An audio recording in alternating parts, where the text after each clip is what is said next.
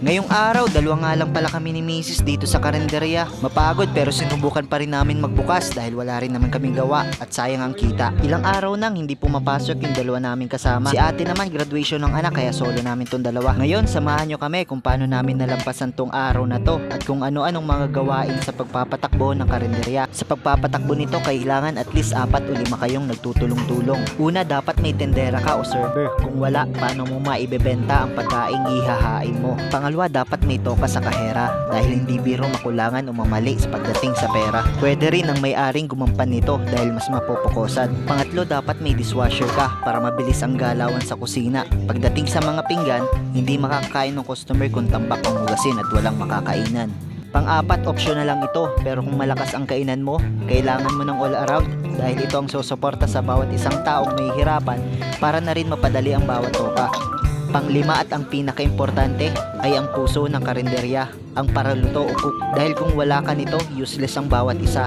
Muntik pang mahulog. Useless ang karinderya kung wala. Dapat masarap ang luto para balik-balikan ka. Ayan, naituro ko na sa iyo ang kailangan ng isang karinderya. Pero sa estado namin ngayon, kami lang dalawa. Tama nga sila, iwanan ka man ng iba na ina-expect mo. Ang partner mo, hindi ka iiwan. Tamang ligpit nga lang pala tayo ng mga pinagkainan dyan dahil akin yung 4 na gawain ngayon. Sa pagliligpit naman, dapat maayos ang pagkasalansa ng mga pinggan at kubyertos para pisanin at mapagkasya para isa ang larga, hindi pa uli-uli. Ngayon, bisitahin naman natin sa kusina kung ayos lang ba ang aking misis dahil mag-isa lang siya ngayon doon. Medyo pagod na nga pala siya at kanina niya pa pala ako tinatawag. Marami na nga palang kawali at mga kagamitan na kailangang hugasan. Sa pagluluto, hindi basta-basta pwedeng magbasa ng kamay kaya kailangan talaga ng dishwasher. Madadangdang kasi ang kamay. Ililigpit ko na dito ang mga pinaghugasan na tasa sa lalagyan para hindi madumihan at magamit na ng mga tao. At ganun din naman sa ibang mga gamit para maayos at madaling kuhain. Tamang higop tayo ng kape mga chong.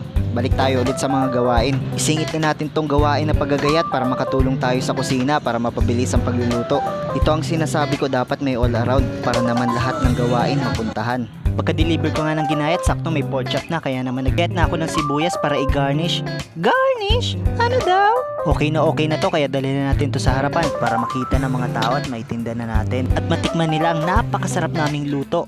Ngayon, tingnan natin kung anong mga naluto ng aking misis sa loob ng 1 oras. Meron na tayo ditong ginataang puso ng saging, ginisang sitaw, ginisang toge, ginisang pakbet na walang bagoong, ginisang ampalaya, chop suey, munggo, sayote, marami pang iba at napakaraming gulay ngayon dahil Lunes Santo na. Ngayon, punas-punas muna tayo dahil wala tayong gawa dyan. Isingit na natin yung mga kaya nating gawain. Tinawag nga pala ulit ako para magdala ng bowl para sa lalagyan ng nilaga. Malapit na nga itong maluto, kunting pakulo na lang ay larga na ito. Tiningnan ko nga pala ang mga nakasalang at mga niluluto at tingin ko pa lang ay sobrang sarap na at wow, okay nga tayo dito. At pagkatapos naman naglakad-lakad tayo para mag-supervise at napainom tayo ng tubig habang nakatitig sa labas. Bigla rin nga pala tayong bumalik para gawin at tapusin ang mga ibang gawain para sa ganun mamaya hindi na tayo nalilito sa uunahin. Nagsuot na rin tayo ng apron para maghugas ng mga pinagkainan para ready to fight na tayo sa rush hour. At yun, okay na nga palang sinabawan. Sarap humigop ng mainit na sabaw.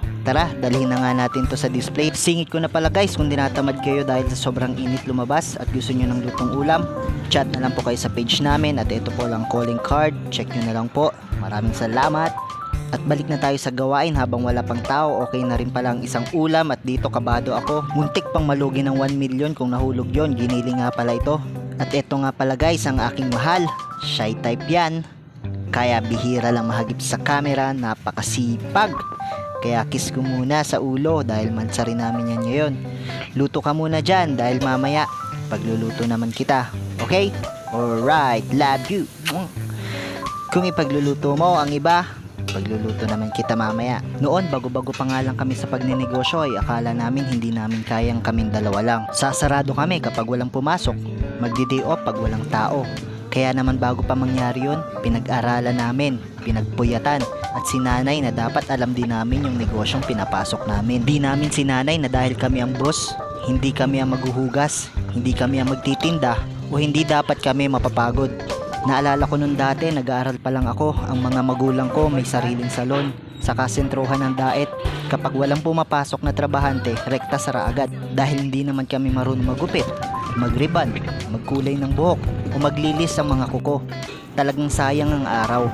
Sa oras na ito, sobrang busy na nga namin at hindi ko na makukunan ng video ang mga kumakain. Pero ito nga pala ang mga niluto namin.